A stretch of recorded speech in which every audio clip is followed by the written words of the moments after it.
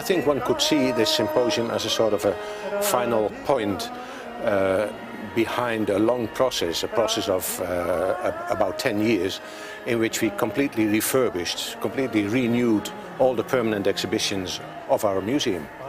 What I expect from these 2 days is that our guests, and especially the specialists that we invited among them, will frankly give us all the analysis, all the comments on what we have been doing in our renewal of the last 10 years. And moreover, we are very much interested in receiving at least the beginning, a bit of an idea of how to proceed with this museum, its exhibitions, its research. Because an ethnographical museum, like any museum, should be in a constant process of renewal. We as museum professionals, we are only passers-by in a wonderful historic building like this, with such wonderful collections like these. We change a little bit, and after us other people come who make other decisions. I'm very curious about the remarks and perhaps the directions that we get from our guests these days.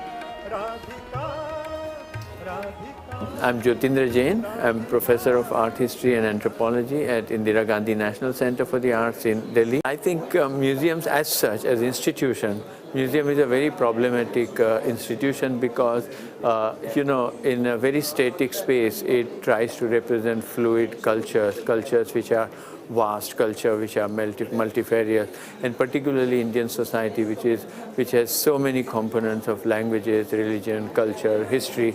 So I think it's a mammoth task for anybody to represent India, interpret it, collect it, and bring it to people is a very, very difficult task.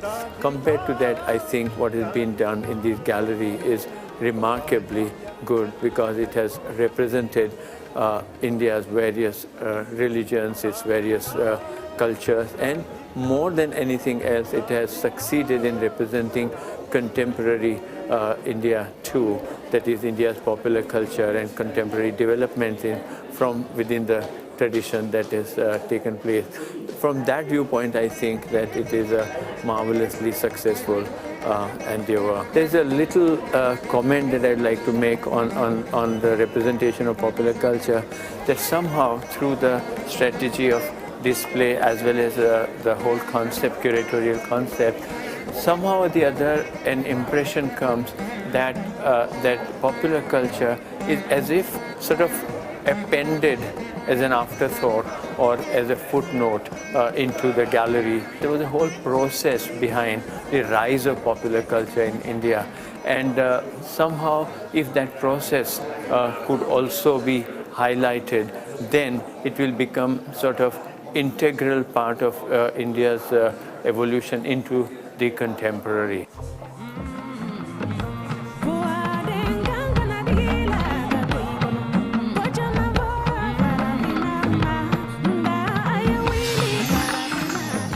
I'm Susan Vogel. I'm Professor of African Art at Columbia University and museum founder and director. One of the interesting things about museum exhibitions is you don't know what's in storage. So you see what's there, but you don't see what's not there. What's out is very interesting and quite satisfying, so I can't imagine that I would regret the selection.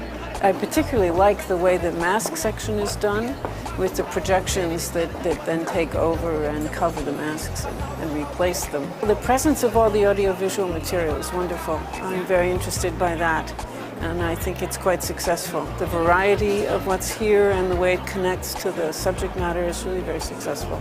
There's always a problem with sound spilling from one area to another, and in some ways I think it's nice to be able to get away from the screen as a medium. In this exhibition, at least, you miss the histories of the objects, how they got here. You know, who exactly made them and how they got here.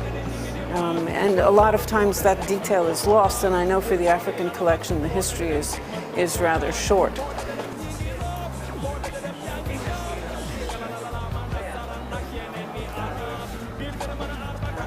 My favorite object is the one that I have been just turning my back. It's behind me here.